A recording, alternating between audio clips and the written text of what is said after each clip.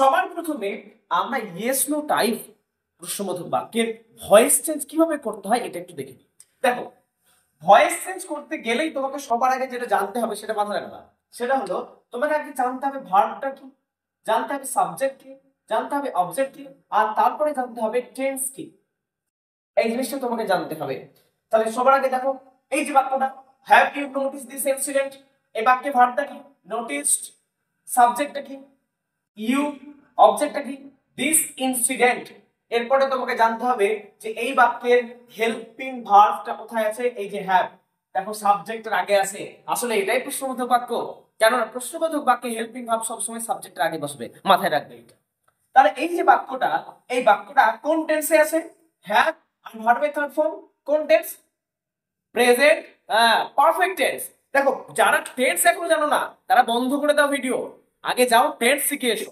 যদি টেন্সটা ভালোভাবে না জানা থাকে তাহলে আমি সেখানেও একটা লিংক দিয়ে দেবো, বা তোমরা আমাকে হোয়াটসঅ্যাপে মেসেজ করতে পারো, আমি তোমাদের একটা পিডিএফ দিয়ে দেবো। তোমাদেরকে আমি অনলাইন ক্লাসেরও ব্যবস্থা করবো খুব সহজেই, যাতে তোমরা টেন্সটা শিখতে পারো। দেখো প্রেজেন্ট পারফেক্ট টেন্সকে ভয়েস চেঞ্জ করার নিয়ম সবার আগে জানবে। ভয়েস চেঞ্জের নিয়ম কি? এই দিকে এসো। রুলস 1, অবজেক্ট হবে সাবজেক্ট। 2, টেন্স অনুযায়ী হেল্পিং ভার্ব।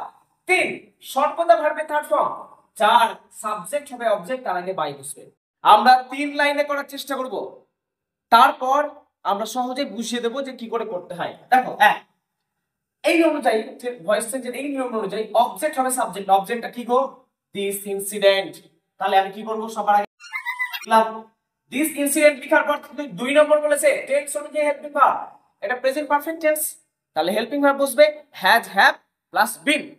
এইটার একটা লিস্ট আমি তোমাদেরকে দিয়ে দেব, তোমরা খাতায় লিখে নিও, ভিডিওটা পজ করে বা মুখস্থ করে নিও। দিস ইনসিডেন্ট এরপরে প্রেজেন্ট পারফেক্টের জন্য বসবে has plus been, helping verb বসে গেল। এরপরে কি বলেছে? ভার্বের থার্ড ফর্ম, তো অলরেডি ভার্বের থার্ড ফর্ম বসে গেছে, তাহলে ওটাই বসাবো। This incident has been noticed. তারপরে কি বসাতে বলেছে? সাবজেক্ট অবজেক্ট, তার আগে বাই, তো আমি বাই বসালাম। আর সাবজেক্টটা হবে অবজেক্ট, সাবজেক্টটা কি? ইউ।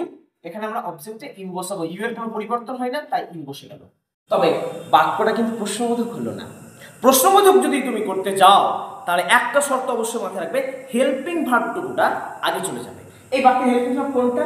দেখো হ্যাজ, শুধু হ্যাজ টুকুটা আগে চলে যাবে, বিন কিন্তু যাবে না, এটা মাথায় রাখবে। হ্যাজ আগে যাবে। তাহলে আমাদেরকে ফাইনাল অ্যান্সার, মানে আমাকে যখন পরীক্ষা অ্যান্সার লিখতে হবে তখন হ্যাজটাকে লিখতে হবে সবার আগে। সবার আগে, সবার আগে আমরা লিখবো has this incident been noticed by you, আর তারপরে প্রশ্নবোধক বাক্য। দেখবে অলরেডি তোমাদের ভয়েস চেঞ্জ হয়ে গেল।